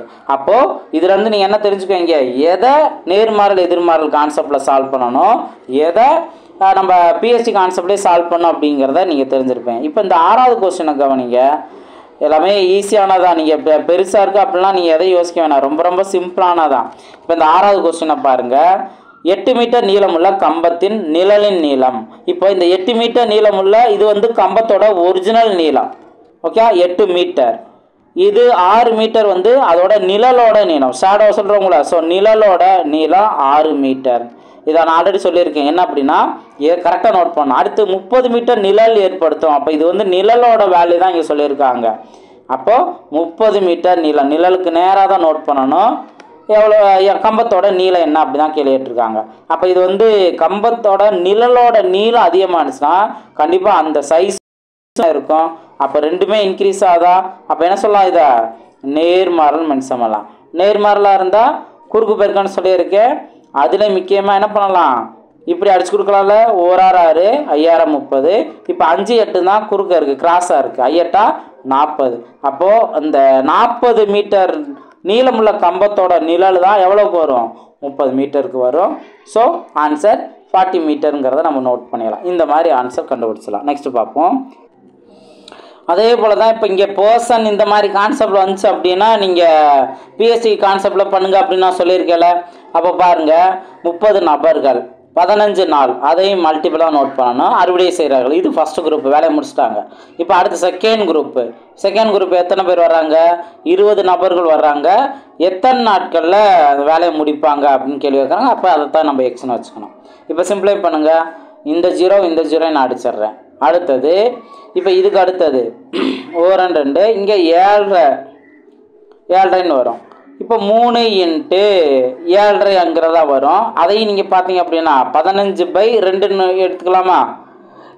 இப்போ இதை மல்டிபிள் பண்ணிங்கன்னா உங்களுக்கு 45/2 வரும். 45/2னா எத்தனை நாள், 22 நாள். 22 நாள்லே வேலையை முடிக்கிறாங்க. இதுதான். அப்போது பாருங்கள், ஆட்கள் அதிகமாக இருக்கும்போது 15 நாளில் வேலையை முடித்தாங்க. ஆட்கள் கரைஞ்சிட்டாங்களா, 20 பேர் இருக்கும்போது 22 நாள் அவங்களுக்கு எடுத்துக்கிறது. ஸோ இதுதான் நமக்கு தேவையான ஆன்சர். ஸோ இது மாதிரி PhD கான்செப்ட்லேயே அழகாக ஆன்சர் கண்டுபிடிச்சிடலாம். நீங்கள் கரெக்டாக ஐடென்டிஃபை பண்ணணும். இதுதான் இங்கே நீங்கள் தெரிஞ்சுக்க வேண்டியது. அதே போல தான் உங்களுக்கு இது எல்லாமே கொடுத்துருப்பாங்க. நீங்கள் இந்த இதுக்குமே இப்போ நம்ம பார்த்த மாடல் தவிர்த்து வேறு எதுவுமே வராது. நீங்கள் ப்ராக்டிஸ் பண்ணுறதா ரொம்ப முக்கியமானது. இதில் டிஃப்ரெண்ட்டான கான்செப்ட் எதுவுமே இல்லை. ஒருவேளை நீங்கள் ப்ராக்டிஸ் பண்ணும்போது உங்களுக்கு டவுட் இருந்துச்சுன்னா தாராளமாக நீங்கள் கேட்கலாம். கண்டிப்பாக உங்களுக்கு நான் ஆன்சர் பண்ணுவேன். இப்போ அடுத்தது எதிர்வீத கான்செப்ட். எதிர்வீத கான்செப்ட்னா என்ன, எப்படி இருக்குங்கிறது நான் சொல்லியிருக்கேன். இப்போ இதில் ஜென்ரல் ஃபார்முலா மட்டும் நல்லா தெளிவாக தெரிஞ்சுக்கோங்க. ஜென்ரல் ஃபார்முலா என்னன்னு கேட்டிங்கன்னா, நீங்கள் எப்படி நோட் பண்ணலாம், இப்படி நோட் பண்ணலாம். இதுவும் ஜென்ரல் ஃபார்முலா தான். x1 y1 = x2 y2 இப்படி நோட் பண்ணலாம். இதுவும் எதிர்வீதத்துக்கான ஃபார்முலா தான். அதே போல் இந்த மாதிரி நோட் பண்ணலாம். x1/x2 = y2/y1. மறந்துடக்கூடாது, y2 தான் ஃபஸ்ட்டு வரணும். இதுதான் எதிர்வீதத்துக்கான ஜென்ரல் ஃபார்முலா. நான் தெளிவாக உங்களுக்கு சொல்கிறேன். மெத்தடு எப்படி நம்பர்ஸ் கொடுத்தாங்கன்னா சால்வ் பண்ணுறோம் அப்படின்னு நோட் பண்ணுறேன். அதே போல் ஜென்ரல் ஃபார்முலா, ஒரு எதிர்வீதத்துக்கான ஃபார்முலா என்னங்கிறத இது கூட ஆப்ஷனில் கேட்பாங்க. 4 ஆப்ஷனில் வச்சு மாற்றி வச்சு கேட்பாங்க. அப்போ அதை கரெக்டாக கண்டுபிடிச்சிடணும். இப்போ நேர்வீதத்துக்கான ஃபார்முலா இந்த மெத்தடில் எப்படி பார்த்தோம்? x1 / y1 = x2 / y2 இந்த மாதிரி நம்ம பார்த்துருந்தோமா? ஸோ அப்போ எக்ஸ்லாம் மேலே தான் வரும், y வந்து கீழே வரும், y1 y2. இது நேர் வீதத்தில். அப்படியே எக்ஸ் இது வந்து நேராக தான் வரும். இதுதான் நேர் வீதம். அதே எதிர் வீதங்கிற பாருங்க, எக்ஸ்லாம் ஒரு சைடு, ஒய்லாம் ஒரு side. So x1 / x2 = y2 அது முக்கியமாக y2 தான் மேலே வரணும், y2 / y1. இதனால் தெளிவாக நோட் பண்ணிக்கோங்க. நெக்ஸ்ட் பார்ப்போம். இனி ப்ராப்ளம்ஸ் தான், இது சம்மந்தமான ப்ராப்ளம்ஸ் தான். பாருங்கள், உங்களுக்கு இப்போ இதில் 60 வேலையாட்கள் 7 நாட்கள் வேலை முடிக்கிறாங்கன்னு வச்சுக்கோங்க. 42 வேலையாட்கள் எத்தனை நாளில் வேலை முடிப்பாங்க? ஸோ இது எதிர்வீத கான்செப்டில் கொண்டு வந்திருந்தாலுமே கூட நீங்கள் எதையுமே நீங்கள் கன்ஃபியூஸ் பண்ண வேணாம். அப்படியே நீங்கள் நோட் பண்ணிடுங்க. பிஎஸ்டி கான்செப்டில் பர்சன் எத்தனை பேர்? 60 பேர். எத்தனை நாளில் வேலை முடிக்கிறாங்க? 7 நாளில் வேலை முடிக்கிறாங்க. அதே போல் செகண்ட் குரூப் 42 நாளில் 42 ஆட்கள் எத்தனை நாளில் வேலை முடிக்கணும்? 1 7 6 7 42, 1 6 6 60. அப்போ எத்தனை நாளில்? 10 நாட்களில் வேலை முடிப்பாங்க. எக்ஸோட வேல்யூ 10. இதுதான் அதற்கான ஆன்சர். இப்போ அதே இது வேறு இந்த மாதிரி இங்கே நல்லா கவனிங்க. இந்த கொஸ்டின் நல்லா கவனிங்க. அப்போ தான் உங்களுக்கு எதிர்வீதங்கிறது நல்லா தெளிவாக புரியும். கவனிங்க. ஒரு பெட்டி தக்காளியின் விலை 200. வேந்தன் அவரிடம் உள்ள பணத்தில் 13 பெட்டிகளை வாங்கினார். ஒரு பெட்டியின் விலை 260 என அதிகரித்தால் அவரிடம் உள்ள பணத்தை வைத்து எத்தனை பெட்டிகள் வாங்க முடியும்? கேள்வியை ஃபஸ்ட்டு புரிஞ்சுக்கணும். இது நேர்மாறல் கான்செப்டில் வருமா, எதிர்மாறலில் வருமானட்டு. இப்போ ஃபஸ்ட்டு பாருங்கள், பெட்டி நோட் பண்ணலாம். பெட்டி அல்லது அமௌண்ட் எது வேணும் நோட் பண்ணிக்கலாம். இப்போது 200 ஒரு பெட்டி வாங்குறாரு. மொத்தம் எத்தனை பெட்டி வாங்குறாரு? 13 பெட்டி. இப்போது ஒரு பெட்டியோட விலை 260 அதிகரிச்சிருச்சு. இப்போது ரேட்டு அதிகமானால் கண்டிப்பாக கம்மியாக தானே நம்ம வாங்க முடியும். நல்ல லாஜிக்கை யோசித்து பாருங்கள். இப்போ நம்ம ஒன்று கெஸ் பண்ணியிருப்போம், ஒரு பெட்டி வந்து ஒரு 200 இருக்கும், அதனால் நம்ம 13 பெட்டியை தூக்கிட்டு வந்துடலாம் அப்படின்னு நம்ம நினைப்போம். ஆனால் அங்கே போய் பார்த்தோம்னா ரேட்டு சடனாக இன்க்ரீஸ் பண்ண, தக்காளி விலைலாம் சொல்லவே தேவையில்லை. எப்போ இன்க்ரீஸ் பண்ணுவாங்க எப்போ டிக்ரீஸ் பண்ணுவாங்கன்னே தெரியாது. அந்தளவுக்கு வந்து ரேட் அதிகமாக இருக்கும். அப்போ அங்கே சந்தையில் போய் மார்க்கெட்டில் போய் பார்த்தோம் அப்படின்னா ஒரு பெட்டி 200 போல 260 இன்க்ரீஸ் ஆகிடுச்சு, அதிகரிச்சிச்சு. அப்போ நம்ம நினச்ச மாதிரி 13 பெட்டி வாங்க முடியுமா? ஐயோ அமௌண்ட் கம்மியாக இருக்கேன்ட்டு அந்த 260 ரூபாய்க்கு எவ்வளவு பெட்டி வாங்க முடியுமோ அந்தளவுக்கு தான் வாங்கிட்டு வருவோம். கண்டிப்பாக பெட்டியோட எண்ணிக்கை என்ன இருக்கும்? குறைஞ்சி போயிருக்கும். அப்போது அந்த ரேட்டு அதிகமானுச்சுன்னா எண்ணிக்கை வந்து குறையுது. அப்போ இது என்ன சொல்கிறோம்? எதிர்மாறல்னு சொல்கிறோம். இந்த கான்செப்டுகளை தான் நீங்கள் புரிஞ்சுக்கணும். இதை புரிஞ்சிங்கன்னா உங்களுக்கு எந்த குழப்பமே இருக்காது. அழகாக அந்தந்த மெத்தடில் ஈஸியாக சால்வ் பண்ணிடுவீங்க. இப்போ எதிர்மாறலாம் என்ன பண்ண சொல்லியிருக்கேன்? எங்கே 2 நம்பர் வந்திருக்கோ அப்போ டிவைட் போடுங்க, இன்னொரு இடத்த மல்டிபிள் பண்ணுங்கள். இப்போ ஒரு 13 13, 2 13 26னா 0 2 0. அப்போ இந்த ஒரு 0 இந்த 0 அடிச்சிடலாம். 1 2 2 2 20. அப்போது 10 பெட்டி தான் வாங்க முடியும். என்ன நினச்சிட்டு போயிருந்தாங்க? ஒரு பெட்டி 200 இருக்கும், 13 பெட்டியை தூக்கிட்டு வந்துடலாம் நினச்சிருப்பாங்க. ஆனால் ரேட்டு அதிகமானதுனால 260 அதிகமானதுனால 10 பெட்டி மட்டும்தான் கொண்டு வர முடிஞ்சிச்சு. ஸோ ரேட்டு அதிகமானதுனால பெட்டியோட எண்ணிக்கை குறைஞ்சி. இது எதிர்மாறல் கான்செப்டில் நம்ம சால்வ் பண்ணிட்டோம். இதுதான். ஸோ இதை நீங்கள் தெளிவாக புரிஞ்சிட்டீங்க அப்படின்னாவே போதும். அழகாக நீங்கள் கொஸ்டினை பார்த்தோன்னே இது நேர்மாறலாம் எதிர்மாறலாங்கிறத புரிஞ்சுக்க போகிறீங்க. இப்போ இங்கே நீங்கள் நல்லா கவனிங்க. எல்லா கொஸ்டினுமே நீங்கள் நோட் பண்ணியிருக்க எல்லாத்துலேயுமே நீங்கள் ட்ரை பண்ணி பாருங்கள். இப்போ பார்த்தீங்கன்னா ஒரு பெட்ரோல் தொட்டியை 16 குழாய்கள் 18 நிமிடங்கள் நிரப்புகின்றன. 9 குழாய்கள் அதே தொட்டியை நிரப்ப டேஸ் நிமிடங்கள் ஆகும். இதை ஈஸியாக வேறு விதத்தில் நீங்கள் புரிஞ்சுக்கலாம். இப்போது இந்த கேள்வியை பாருங்கள். 16 குழாய்கள் 18 நிமிஷத்தில் நிரப்புது. ஓகே, இது குழாயோட எண்ணிக்கை, இது நிமிடம். அடுத்தது பாருங்கள், 9 குழாய்கள் தான் இருக்குது. 9 குழாய்கள் அந்த தொட்டியை நிரப்ப எவ்வளோ நேரம் ஆகும்? இப்போது உங்களுக்கு நீங்கள் குடத்தில் தண்ணி பிடிக்கிறோம், ஏதாவது ஒரு சிண்டெக்ஸில் தண்ணி பிடிக்கிறோம். சிண்டெக்ஸோட அந்த சிண்டெக்ஸில் அட்டாச் பண்ணியிருக்க குழாய்கள் ஒரு 4 குழாயில் இருந்துச்சு அப்படின்னா மாற்றி மாற்றி எல்லாருமே பிடிச்சிக்கலாம், சீக்கிரம் பிடிச்சிடலாம். அடுத்து குழாயோட எண்ணிக்கை குறைச்சிட்டாங்க. 4 குழாய் இருந்த இடத்துல 2 குழாய் மட்டும் இருந்துச்சு அப்படின்னா நம்ம குடத்துக்கு சண்டை விட மாட்டோமா? குழாய் சண்டை வராதா? அப்போது எவ்வளோ நேரமாக நான் எவ்வளோ நேரமாக இருக்கிறது, வீட்டில் ஏகப்பட்ட வேலை இருக்குது அப்படின்னு சொல்லிட்டு நம்ம வெயிட் பண்ண மாட்டோமா? அப்போது ரொம்ப நேரம் எடுத்துக்கும் தானே. இதுதான் கான்செப்ட். அப்போது குழாய்களோட எண்ணிக்கை இங்கே குறைஞ்சிருச்சு. என்ன, 16லேருந்து 9க்குன்னு குறைஞ்சிருச்சு. அப்போ குழாய்களோட எண்ணிக்கை குறைஞ்சா கண்டிப்பாக நிரம்பக்கூடிய நேரம் அதிகரிக்கும். அப்போ இதை என்ன சொல்லலாம்? எதிர்மறைன்னு சொல்லலாம். இதுதான் நீங்கள் ஒரு கொஸ்டின் ஆன்சர் தெரியுது தெரியல அது ரெண்டாவது பட்சம். ஃபஸ்ட்டு கொஸ்டினை புரிஞ்சுக்கணும், அது என்ன டைப் இருக்குது அப்படின்னு நம்ம தெரிஞ்சுக்கணும். அது நேர்மாறலா எதிர்மாறலா, ஒரு வேல்யூ இன்க்ரீஸ் ஆனால் இன்னொரு வேல்யூ டிக்ரீஸ் ஆகணுமா, இந்த மாதிரி லாஜிக்கை நீங்கள் புரிஞ்சுட்டீங்க அப்படின்னா ஈஸியாக எந்த கேள்வி கேட்டாலும் உங்களால் ஆன்சர் கண்டுபிடிச்ச முடியும். கேள்வினால் நீங்கள் கன்ஃபியூஸ் ஆகவே மாட்டீங்க, தெளிவாக ஆன்சர் கண்டுபிடிச்சிடுவீங்க. ஓகே, இப்போ நம்ம இதை எப்படி சால்வ் பண்ணலாம்? எதிர்மாறலாக இருந்தால் எதுவுமே பண்ண வேணாம், அப்படியே டிவைட் நோட் பண்ணி மல்டிபிள் பண்ணுங்கள். இப்போ 9 9 9 18. இப்போ என்ன பண்ணணும்? 16ஐயும் 2ஐயும் மல்டிபிள் பண்ணி தான் ஆகணும். எவ்வளோ நேரம் ஆகும்? 32 நிமிடம். அப்போ பாருங்கள், குழாயோட எண்ணிக்கை குறைஞ்சுன்னா 12 நிமிஷத்துல இருந்து 32 நிமிஷத்துக்கு இன்க்ரீஸ் ஆயிடுச்சு. ஸோ இதுதான் அதற்கான ஆன்சர். இதே போல் பிஎஸ்சி கான்செப்டே நான் ஆல்ரெடி சொன்னேன் இல்லை, 40 வேலையாட்கள் 8 நாட்கள் வேலையை முடிப்பார். இதெல்லாம் நீங்களே சால்வ் பண்ணிடலாம். இது சிம்பிளான ஒரு லாஜிக் இருக்குது, நான் சொல்கிறேன். லாஜிக் இருக்கா சொல்கிறேன். இந்த ரெண்டாவது 40 வேலையாட்கள் 40 வேலையாட்கள் ஒரு வேலையை முடிக்க 8 நாட்கள் முடிப்பார்கள் எனில் அதே வேலை 4 நாட்கள் முடிக்க தேவையான ஆட்களின் எண்ணிக்கை என்ன? இந்த மாதிரி கேட்குறாங்கன்னா நல்லா கவனிங்க. நாட்கள் 8 நாளில் இருந்து பாதியாக குறையுது. பாதியாக குறையுதா? அப்படியே ரெண்டா டிவைட் பண்ணோம்னா நம்மளுக்கு 4ன்னு கிடைக்கும். 8லேருந்து அப்படியே பாதியாக குறையுதா? இந்த மாதிரி பாதி நாட்கள்லேயே வேலையை முடிக்கணும்னா ஆட்கள் என்ன ஆகணும்? டபுள் ஆகணும். இங்கே நீங்கள் டிவைட் பண்ணியிருப்பீங்க, 4ன்னு கிடச்சிருக்கோம். அப்போது நாட்கள் டேஸ் பாதியாக குறையணும் அப்படின்னா ஆட்களோட எண்ணிக்கை டபுள் ஆகணும், 80ன்னு வரணும். இதுதான் அதற்கானது சிம்பிளான ட்ரிக்கு.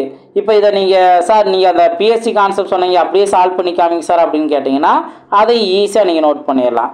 40 வேலையாட்கள் 8 நாளில் வேலையை முடித்தா எத்தனை பர்சன் 4 நாளில் வேலையை முடிப்பாங்க? ஒரு நாள் 4, 2 நாங்க 8, 40 × 2 80. இதுதான் எக்ஸோட வேல்யூ. அழகாக நீங்கள் ஆன்சர் கண்டுபிடிச்சிருவீங்க. ஸோ நீங்கள் இதுதான். அப்போது பர்சன் கான்செப்ட், டேஸ் கான்செப்ட்னா பிஎஸ்சி மெத்தட்லேயே சால்வ் பண்ணலாம். அதுலேயுமே இந்த மாதிரி நாட்கள் பாதியாக குறையணும் அப்படின்னா ஆட்கள் டபுளாக மாறணும். இப்போ இதுவே அப்படியே ரிவர்ஸில், இப்போ 40 ஆட்கள் 8 நாளில் வேலையை பார்த்தா 80 ஆட்கள் எத்தனை நாளில் வேலையை முடிப்பாங்க? அப்போ நாட்கள் அப்படியே டபுள் ஆகிறாங்களா? 40லேருந்து அப்படியே டபுள் ஆகுது அப்படின்னா கண்டிப்பாக இங்கே நாட்கள் பாதியாக குறையும். அப்போ 8 நாளுங்கிற இடத்துல 4 நாளில் வேலையை முடிச்சிருவாங்க. இப்படியும் நீங்கள் இந்த லாஜிக் புரிஞ்சுக்கணும். ஆல்ரெடி நான் சொன்ன மாதிரி தான், ஒரு கேள்வியை நீங்கள் ஒரு ஆங்கிளை மட்டும் யோசிக்காமல் அடுத்து வேறு என்னென்ன மாடல்லாம் வாய்ப்பு இருக்குது அப்படின்னு நீங்கள் யோசிக்க பழகும்போது தான் மேக்ஸ் ஈஸியாக கற்றுக்குவீங்க. ஸோ இந்த கொஸ்டின் உங்களுக்கான ஹோம்ஒர்க் கொஸ்டின் தான். நீங்கள் கமெண்ட்டில் ஆன்சர் பண்ணுங்கள். இந்த ரெண்டாவது கொஸ்டின் பாருங்கள். ஒரு நீர்த்தேக்க தொட்டியை நிறைப்பதற்கு 6 குழாய்கள் 1 மணி 30 நிமிடங்கள் எடுத்துக்கொள்கின்றன எனில் ஒரு குழாயை அடைத்து விட்டால், அப்போ 6 குழாய்ங்கிற இடத்துல ஒரு குழாய் அடைச்சிட்டோம்னா 5 தான் இருக்கும். குழாயோட எண்ணிக்கை குறையுதுல, அப்போது குறைஞ்சி அப்படின்னா தொட்டி நிறைய எடுத்துக்கொள்ளும் காலம் என்ன? இதை விட அதிகமாக தானே இருக்கும். அப்போது நீங்கள் ஆன்சரை இந்த மாதிரி மணி நிமிடம் இது ரெண்டையும் கலந்து சொல்லுங்கள். ஓகே, இது கமெண்ட்ஸில் ஆன்சர் பண்ணுங்கள். ஒன்று நீங்கள் இதை ஃபஸ்ட்டு நிமிடமாக மாற்றிட்ட பின்னாடி சால்வ் பண்ண பின்னாடி மறுபடியும் மணிக்கும் நிமிடத்துக்கும் நீங்கள் மாற்றணும். இதை நீங்கள் பண்ணுங்கள். ஓகேவா? ஸோ பண்ணிட்டு ஆன்சர் என்ன வரும் அப்படிங்கிறத நான் தெளிவாக நீங்கள் சொல்லுங்கள். இது எல்லாமே இதே மாடல் தான். அழகாக நீங்கள் ஆன்சர் கண்டுபிடிச்சிருங்க. இந்த 8வது கொஸ்டினை பாருங்கள். இதில் ஒரு சின்ன ஒரு ட்விஸ்ட் இருக்குது. நல்லா தெளிவாக தெரிஞ்சுக்கணும். அப்போ ஒன்று வேணால் நம்ம பார்க்கலாம்.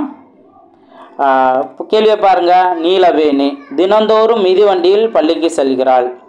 அவளது சராசரி வேகம் 12 km/மணி ஆக இருந்தால் அவள் பள்ளியை சென்றடைய 80 நிமிடம் ஆகிறது. 20 நிமிடம் ஆகிறது. அவள் 15 நிமிடத்தில் பள்ளியை சென்றடைந்தால் அவளது அதிகரித்த வேகம் எவ்வளவு? இதான் கேள்வி கேட்டிருக்காங்க. நல்லா கேள்வியை புரிஞ்சுக்கணும். அதிகரித்த வேகம் எவ்வளவு? இதான் கேள்வி கேட்டிருக்காங்க. இப்போ ஒன் பை ஒன்னா நல்லா தெரிஞ்சுக்கோங்க. இப்போ ஃபஸ்ட்டு ஸ்பீடு வேகம் கொடுக்குறாங்களா? வேகம் என்ன?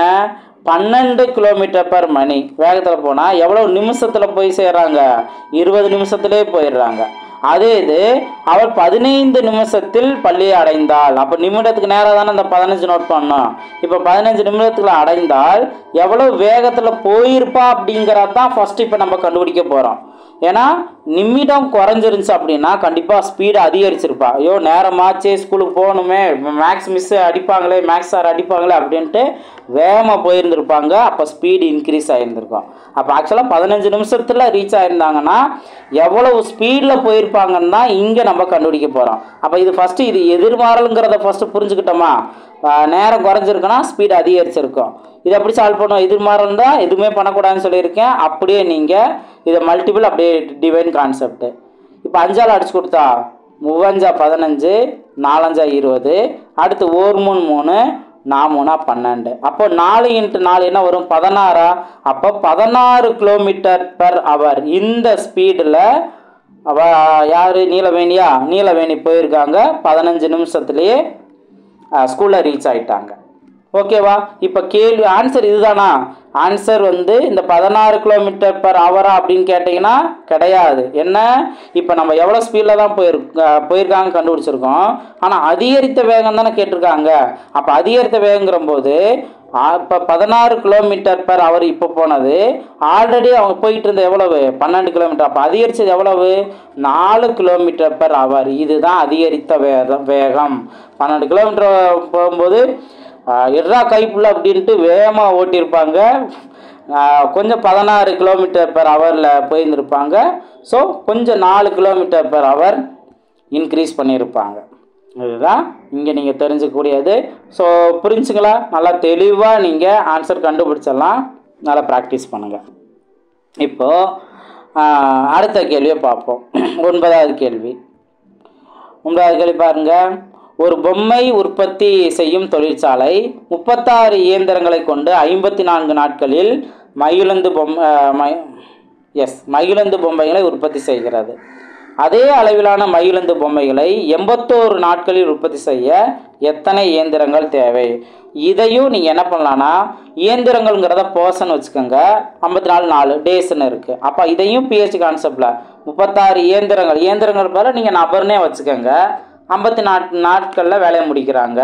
அப்போ 81 நாட்களில் வேலையை முடிக்கணும்னா எத்தனை இயந்திரங்கள் தேவை? இதுதான் கேள்வி. இப்போ இதை எப்படி சால்வ் பண்ணலாம்? 9ஆல் நீங்கள் அடிச்சு கொடுத்தீங்க அப்படின்னா 4 9 36, 9 81, மறுபடியும் 9 அடிச்சு கொடுக்கலாம். 1 9 9, 6 9 54. அப்போது 6 24. ஸோ 24 இதுதான் அதுக்கான ஆன்சர். புரிஞ்சுங்களா? ஸோ இதுதான் நீங்கள் நோட் பண்ண வேண்டியது. நல்லா ப்ராக்டிஸ் பண்ணுங்கள். இது எல்லாமே நம்ம அந்த டைம் அண்ட் ஒரு கான்செப்ட்லேயே தெரிஞ்சுக்கிறதா. இப்போ அடுத்தது இந்த கொஸ்டினை கவனிங்க. இதில் டிஃப்ரெண்ட்டாக இன்னும் ஒரு 2 மாடல், நீங்கள் ஒரு மாடல் தெரிஞ்சுக்கோங்க. நான் ஒன் பை ஒன்னாக சொல்கிறேன். இப்போ இந்த 2வது கொஸ்டினை பாருங்கள். 2வது கொஸ்டின் கவனிங்க. C = KD. ஓகே, இதில் கேள்வி என்ன அப்படின்னா மொத்தம் 3 கேள்வி கேட்டிருக்காங்க. சிக்கும் டிக்கும் உள்ள உறவு என்ன அப்படின்னு கேட்க. உறவு என்ன அப்படின்னா நேர்வீதமா எதிர்வீதமா, இதுதான் கேள்வி கேட்குறாங்க. ஸோ இதை புரிஞ்சுக்கணும். அடுத்து சியோட வேல்யூ 30னா டியோட வேல்யூ 6னா கேயோட மதிப்பு என்ன, இதை நீங்கள் நோட் பண்ணணும். அடுத்து டியோட வேல்யூ 10னா சியோட மதிப்பு என்ன, இந்த மாதிரி கேள்வி கேட்டிருக்காங்க. ஒன் பை ஒன்னா நம்ம சால்வ் பண்ணலாம். ஃபஸ்ட்டு இந்த உறவு என்னன்னு கேட்டிருக்காங்கல்ல, எதுக்கு சிக்கும் டிக்கும் தானே கேட்டிருக்காங்க. ஃபஸ்ட்டு ஈக்குவேஷன் பாருங்கள், C equal to K D mention பண்ணுறோம். இதில் ஒரு சைடு சிங்கிற வேல்யூ இருக்குது, இன்னொரு சைடு டிங்கிற வேல்யூ இருக்குது. இப்போ ரெண்டுமே இந்த மாதிரி மல்டிபிள் கண்டிஷனில் இருந்துச்சுன்னா சி வேல்யூ இன்க்ரீஸ் ஆக டி வேல்யூ இன்க்ரீஸ் ஆகும் தானே. இது நேர் விகிதம். அப்போ உறவு என்னன்னு கேட்டாங்கன்னா இது நேர் விகிதம். அதே இது எதிர் விகிதம் கேட்டாங்கன்னா எப்படி இருக்குன்னா, ஒருவேளை formula C equal to K by டின்னு இருந்துச்சுன்னா இது டிவைடில் வருதா.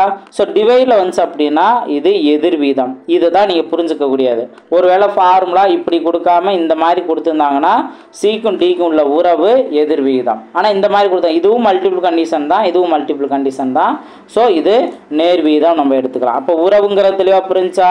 அடுத்த ரெண்டாவது கேள்விக்கு ஆன்சரை பாருங்கள். வேறு ஒன்றுமே இல்லை, சி ஈக்குவல் டு கேடி அப்படிங்கிறதுல அவங்க சியோட வேல்யூ 30ன்னு கொடுக்குறாங்க, டியோட வேல்யூ 6ன்னு கொடுத்துட்டு கேவோட மதிப்பு என்னன்னு கேட்குறாங்க. சப்ஸ்டிட் பண்ணுங்கள். சியோட வேல்யூ 30, கேவோட வேல்யூ அப்படியே வச்சுக்கலாம், டியோட வேல்யூ 6. அப்போ 1 6 5000 30, கேவோட மதிப்பு என்ன 5.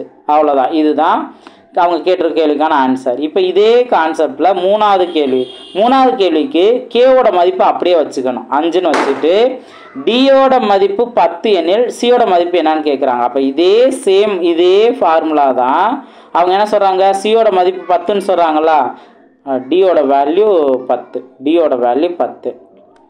அப்போது டியோட வேல்யூ 10னா இங்கே C equal to K value 5 note பண்ணணும், டி வேல்யூ 10 நோட் பண்ணணும். அப்போ சியோட வேல்யூ என்ன வரும், சியோட மதிப்பு 50ன்னு வரும். இது அவங்க கேட்டிருக்க கேள்விக்கான ஆன்சர், மூணாவது கேள்விக்கான ஆன்சர். ஸோ இப்படி தான் நம்ம இதற்கான ஆன்சர்லாம் நம்ம கண்டுபிடிக்கலாம், அழகாக ஆன்சர் கண்டுபிடிச்சலாம். புரிஞ்சுக்கலாம். நெக்ஸ்ட்டு பார்ப்போம். நெக்ஸ்ட் இந்த 4வது கொஸ்டின் பாருங்கள். மற்றெல்லாம் நீங்கள் அழகாக சால்வ் பண்ணிடலாம். இப்போ இந்த 4வது கொஸ்டினை பாருங்கள். ஒரு அச்சு இயந்திரம் 300 பக்கங்களை கொண்ட ஒரு புத்தகத்தை 1 நிமிடத்தில் 30 பக்கங்களை அச்சிடுகிறது. அவ்வச்சு இயந்திரம் அதே புத்தகத்தை 1 நிமிடத்தில் 25 பக்கங்களை அச்சிட்டால் அச்சிட்டு முடிக்க எத்தனை நிமிடங்கள் ஆகும்? இதான் கேள்வி கேட்டிருக்காங்க. இப்போ ரொம்ப சிம்பிளானது தான். மொத்தம் 300 பக்கம் இருக்குது. அதில் ஒரு நிமிஷத்தில் 30 பக்கம் அப்படின்னா 300 டிவைடட் பை 30. இதை நம்ம அடித்து கொடுத்தோம் அப்படின்னா நமக்கு 10ன்னு கிடைக்குமா? ஸோ 10 நிமிஷத்தில் அடிச்சிடும். அதே அச்சு இயந்திரம் ஒரு நிமிஷத்தில் 25 பக்கங்கள் தானே. அப்போ 300 டிவைடட் பை 25. இதில் நீங்கள் 5ஆல் அடிச்சு கொடுத்தா இங்கே 5 25, 6 30, 60ன்னு வரும். 1 5 5, 12 5 60. அப்போ 12 நிமிஷம் எடுத்துக்கிறோம். இதை தான் நீங்கள் புரிஞ்சுக்குவீங்க. ஸோ அப்போ எத்தனை நிமிஷங்கிறதான் இங்கே நீங்கள் கவனிக்கணும். 12 நிமிஷம் எடுத்துக்கிறோம். நெக்ஸ்ட் கொஸ்டின் பார்ப்போம். நெக்ஸ்ட் இந்த 6வது கொஸ்டின் பாருங்கள். இதில் உங்களுக்கு ஒரு கன்ஃபியூஷன் இருக்கும். அது நீங்கள் கன்ஃபியூஷன் ஆக தேவையில்லை, நான் சொல்கிற மாதிரி நோட் பண்ணுங்கள். எக்ஸ் ஆனது ஒய்யின் 2 மடங்கோடு எதிர் வீத தொடர்புடையது. கொடுத்துள்ளபடி ஒய் 6 எனில் எக்ஸின் மதிப்பு 4, ஒய் 8 எனில் எக்ஸின் மதிப்பு காண்க. இதான் கேள்வி கேட்டிருக்காங்க. இப்போது நீங்கள் ரொம்ப சிம்பிளாக ஆன்சர் கண்டுபிடிச்சிடலாம். எப்படின்னா நீங்கள் இந்த 2 மடங்கோடு அப்படிங்கிறதெல்லாம் நீங்கள் அதை எதையுமே நீங்கள் எடுக்க தேவையில்லை. எதிர் விகித தொடர்புனா நான் ஆல்ரெடி உங்களுக்கு ஃபார்முலா சொல்லியிருக்கேன்ல. எதிர் விகித தொடர்புனா என்ன பண்ணுவோம், எக்ஸு அடுத்து divided by x2 equal to y2 divided by y1. இந்த மாதிரி தான் நம்ம எதிர் விகித தொடர்புடையனா ஃபார்முலா பார்த்துருக்கோம். அதேபடியே பாருங்கள். இப்போ ஃபஸ்ட்டு இருக்கிறது y1ஓட வேல்யூ வச்சுக்கோங்க. இது y1ஓட வேல்யூ, இது x1ஓட வேல்யூ. அடுத்தது இந்த வேல்யூ y2ஓட வேல்யூனா இது x2ஓட வேல்யூ. அப்படியே வச்சு நீங்கள் சப்ஸ்டிட் பண்ணிடலாம். இப்போ x1 என்ன 4 டிவைடட் பை x2ஓட வேல்யூ தான் கேள்வி கேட்டிருக்காங்க. x2 வேல்யூ தான் கேள்வி கேட்டிருக்காங்க. ஈக்குவல் டு y2ஓட வேல்யூ 8 டிவைடட் பை y1ஓட வேல்யூ 6. இப்போ நீங்கள் அடிச்சு கொடுங்க. 1 4 4, 2 4 8, 1 2 2, 3 2 6. இப்போ இதில் இருந்து இதுவும் டிவைடுனா அந்த x2ஓட வேல்யூ தான் 3. நீங்கள் கிராஸ் மல்டி பண்ணாலுமே கூட x2 இந்த சைடு போகும் ஈக்குவல் டு 3ங்கிறது இந்த சைடு வரும். ஸோ அப்போ x2ஓட வேல்யூ என்ன 3 அப்படின்னு நம்ம தெரிஞ்சுக்கலாம். எக்ஸின் மதிப்பு 3. அப்போ நான் ஆல்ரெடி அந்த சொன்ன ஃபார்முலாவையும் நல்லா தெளிவாக நோட் பண்ணுங்கள். இந்த மாதிரி எதிர்பார்க்க இப்போ மற்றதெல்லாம் ஈஸியாக நம்பர்ஸ்லாம் வந்துச்சு, அழகாக ஆன்சர் கண்டுபிடிச்சோம். இங்கே பார்த்தீங்க அப்படின்னா ஒரு ஸ்டேட்மெண்ட் மாதிரி கொடுத்து ஆன்சர் கேட்குறாங்க. ஸோ அப்போ தான் நம்ம தெளிவாக நோட் பண்ணணும். அடுத்து லாஸ்ட்டில் பாருங்கள். ஸோ இதுதான் முக்கியமானது, லாஸ்ட் மெத்தடு. இதனெல்லாம் கவனிங்க. ஆல்ரெடி நம்ம இந்த 11வது நம்ம பார்த்த மெத்தடு தான். 12வது கவனிங்க. 12வது கேள்வியும் 13வது கேள்வியும் தான் நீங்கள் நல்லா புரிஞ்சுக்க வேண்டிய ஒரு மெத்தட். இப்போ 11வது கேள்வி பார்த்தீங்கன்னா 10 விவசாயிகள் 21 நாட்களில் நிலத்தை உழுது முடிக்கின்றன எனில் அதே நிலத்தை 14 விவசாயிகள் எத்தனை நாட்களில் உழுது முடிப்பார்? இது நம்ம என்ன பண்ணுவோம், பிஹெச்டி கான்செப்டில் 10 விவசாயிகள் 21 நாள்னா 14 விவசாயிகள் எத்தனை நாள்? ஸோ 7 அடிச்சு கொடுத்தா இங்கே 2, இங்கே 3, அடுத்து 1 2 2 10 3 15 நாளில் வேலையை முடிச்சிருவாங்க. இந்த மாதிரி நம்ம பண்ணிடலாம். இது ஃபஸ்ட்டு குரூப்பு, அதுக்கப்புறம் செகண்ட் குரூப், இந்த மாதிரிலாம் வச்சு நம்ம சால்வ் பண்ணியிருப்போம். அதே இது 12வது கொஸ்டினை பாருங்கள். நான் 12வது கொஸ்டின் இதை வச்சே கம்பேர் பண்ணியே காமிக்கிறேன். 12வது கொஸ்டின் பாருங்கள். ஒரு வெள்ள நிவாரண முகாமில் 80 நபர்களுக்கு தேவையான உணவு 60 நாட்களுக்கு போதுமானதாக உள்ளது. 10 நாட்களுக்கு பின்னர், ஸோ இந்த பாயிண்ட் தான் முக்கியமானது. 10 நாட்களுக்கு பின்னர் 20 நபர்கள் அந்த முகாமில் வந்து சேர்ந்தார்கள் எனில் அவ்வுணவு எத்தனை நபர்களுக்கு போதுமானதாக இருக்கும்? இதுதான் கேள்வி. அப்போ ப்ரீவியஸாக பார்த்தா அந்த 11வது கொஸ்டினுக்கும் 12வது கொஸ்டினுக்கும் இதுதானே மாறுபடுது, எக்ஸ்ட்ரா ஒரு டேட்டா வந்திருக்குல்ல. ஸோ அப்போ இதுதான் அந்த டைம் அண்ட் ஒர்க்கில் புதுசாக மெத்தடு. வந்து சேர்ந்தார்கள், விலகினார்கள், இந்த மாதிரிலாம் கான்செப்ட் வரும். அப்போ ஜாயினிங் அண்ட் லீவிங் மெத்தட் எடுத்துக்கலாம். இது எப்படி சால்வ் பண்ணோம்னா நல்லா இந்த ட்ரிக்கை நல்லா கவனிங்க. நீங்கள் கவனிக்காமட்டீங்கன்னா இதே கான்செப்ட்லேயே சால்வ் பண்ணிடலாம் தான் உங்களுக்கு தோணும். எப்படி 80 நபர்கள் 60 நாட்களுக்கு போதுமானதாக இருந்துச்சு அப்படின்னா 20 நபர்கள் வந்து சேர்ந்தார்னா 80ஓட நம்ம அந்த 20 ஆட் பண்ணோம்னா 100. அப்போ 100 நாளைக்கு எத்தனை பேர்த்துக்கு இருக்கும், எத்தனை நாளைக்கு இருக்கும்? இந்த மாதிரி நம்ம சால்வ் பண்ண ட்ரை பண்ணுவோம். பட் சால்வ் பண்ணால் நம்மளுக்கு இது சரியான ஆன்சர் கிடையாது. 48 இது ஆன்சர் கிடையாது. நல்லா நோட் பண்ணிக்கோங்க. நீங்கள் கெஸ் பண்ணுற எப்படி இந்த மெத்தட் சால்வ் பண்ணுறங்க நான் சொல்கிறேன், ஆனால் இது கிடையாது. நீங்கள் பார்த்தாலும் இந்த ஆன்சர் இருக்காது. இப்போது அதுக்கு பதிலாக எப்படி சால்வ் பண்ணோம்னா ஃபஸ்ட் நோட் பண்ணுங்கள். 80 நபர்கள் இருந்தாங்க, 60 நாட்களுக்கு போதுமானதாக இருந்துச்சு. அப்போ இது பர்சன், இது டேஸு, ஆட்கள் எத்தனை பேர், நாட்கள் எத்தனை நாள் அப்படிங்கிறத நோட் பண்ணிட்டோம்.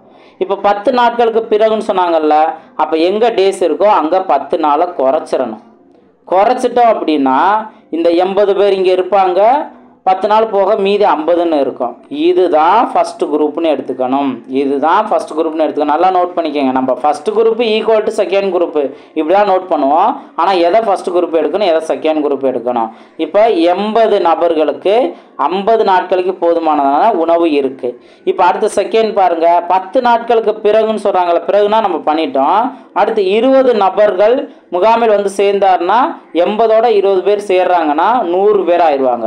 இந்த 100 பேர்த்துக்கு எத்தனை நாட்களுக்கு போதுமான உணவு இருக்கும்? இதான் எக்ஸ், இதுதான் செகண்ட் குரூப்பு. அப்போ 100 பேர்த்துக்கு எத்தனை நாட்கள் இருக்கும்? இதுதான். அப்போ டேட்டா மாறிச்சா பாருங்க. 60ங்கிறத நம்ம யூஸ் பண்ணவே இல்லை, புதுசாக 50 தான் நம்ம யூஸ் பண்ணியிருக்கோம்.